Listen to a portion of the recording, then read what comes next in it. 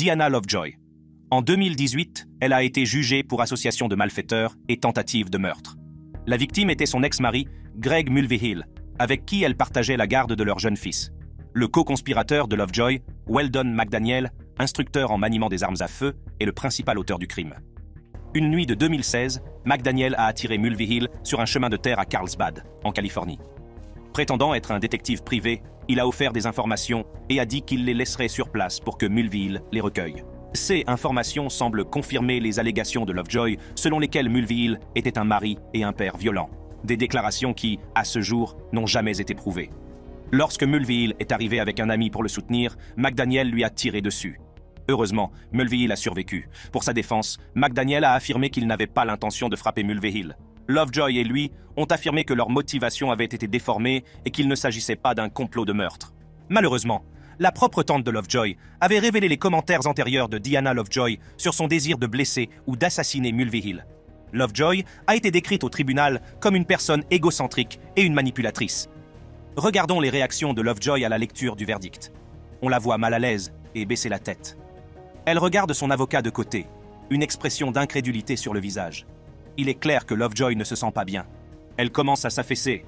Avant, elle s'effondre. Cette réponse surprenante montre que Lovejoy entre dans un état proche de la transe.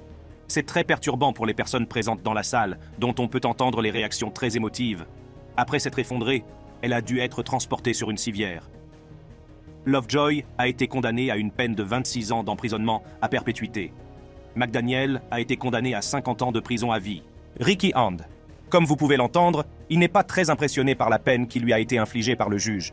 En 2016, Hand a été arrêté pour des crimes commis à Springfield, dans l'Ohio. Voleur à main armée, Hand avait également été accusé d'enlèvement et d'introduction par effraction, sans parler du vol de coffre-fort. Les rapports indiquent qu'il a fait face à plusieurs chefs d'accusation et qu'il en a admis 7. Lorsque son jour d'audience est arrivé, il s'est assis en face de l'homme qui allait finalement le juger. Le verdict est tombé, 40 ans. C'est à ce moment-là que le nom de Ricky devient étrangement approprié. Il utilise sa main libre pour atteindre sa fronde, où une mauvaise surprise l'attend. Que s'est-il passé?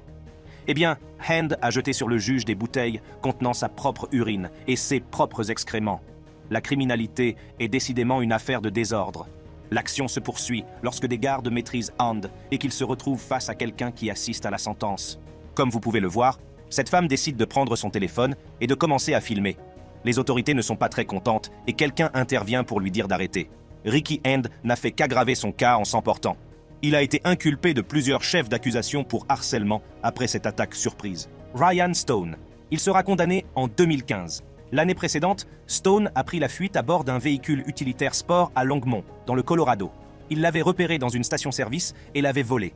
Fait alarmant, un enfant de 4 mois se trouvait dans le véhicule à ce moment-là. Stone est passé à 2 autres véhicules et a même tiré une femme de sa voiture. Il a également heurté le soldat Bellaman He, qui a survécu, mais dont la jambe a été brisée. La vie de He a changé à jamais à cause de l'imprudence de Stone et de son mépris flagrant pour la sécurité des gens. Après cette terrifiante course-poursuite, Stone a finalement été arrêté. Le jour de sa condamnation, Stone était en larmes et semblait avoir des remords. Mais regardez ce qui se passe sur cet écran partagé. On y voit Stone au tribunal, à droite, et Stone incarcéré, à gauche.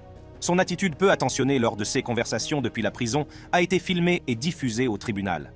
Stone se considérait comme une sensation en ligne et semblait vouloir profiter de ses 5 minutes de célébrité. Il semble qu'il soit plus intéressé par la publicité que par l'expiation de ses péchés. Stone et sa famille ont évoqué sa toxicomanie, déclarant qu'il était fortement sous influence à l'époque et que cela devait être pris en compte. Toutefois, le verdict semble rejeter toute la responsabilité sur les épaules de Stone.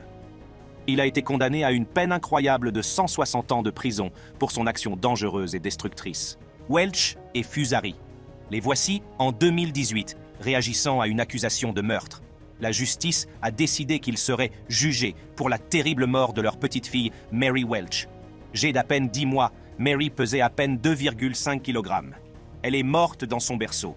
Welch et Fusari suivaient une philosophie religieuse stricte. Incroyablement, on pensait que leur fille ne serait pas assez forte pour travailler dans la ferme où la famille vivait dans le Michigan. Elle aurait donc été négligée et serait morte de faim, après avoir été jugée sur la base de la sélection naturelle. Welch a protesté en disant que le bébé était bien soigné et qu'il était persécuté pour ses convictions. Il ne faisait pas confiance à la médecine moderne, par exemple. Cependant, Il a été rapporté que le bébé avait été laissé seul pendant 19 heures avant que le père ne la trouve décédée. Il aurait ensuite quitté le corps environ 90 minutes avant d'appeler les secours. Mary était en fait leur troisième enfant et Foussari a accouché à nouveau pendant sa détention. Au cours de son procès, Foussari a révélé des détails sur sa vie avec Welch, déclarant qu'il l'avait menacée avec une arme à feu et qu'il l'avait agressée sexuellement. Elle a également déclaré avoir subi un violent rituel d'exorcisme de la part de Welch, alors qu'elle était enceinte de l'enfant numéro 4. La version des faits de Madame Foussari, selon laquelle elle a été victime de Monsieur Welch, et que, de ce fait, le bébé n'a pas été correctement soigné, n'a pas suffi à convaincre le tribunal qu'elle méritait moins que son mari. Dans un premier temps, elle a plaidé non coupable de meurtre au second degré et de maltraitance d'enfants. Il est fascinant, du moins dans un sens morbide, d'observer leur réaction au verdict de 2018. Surtout Welch, qui semble se comporter de manière exagérée. Foussari semble brisée et désemparée. Elle sanglote, même si peu de gens pourraient lui témoigner de la sympathie. Bien qu'il s'agisse techniquement de 2 condamnés dans une seule entrée, nous avons trouvé cette histoire particulièrement intéressante, tout en étant bien sûr horrifiante. Il a fallu attendre 2020 pour que Welch soit condamné. Il a été condamné à perpétuité pour meurtre au premier degré et maltraitance d'enfants. L'année suivante, Foussari a été condamné pour les mêmes chefs d'accusation. Esteban Carpio. Son apparence inquiétante a été comparée à celle d'Hannibal Lecter, bien que le masque qu'il porte sur le visage soit en fait une protection contre les crachats.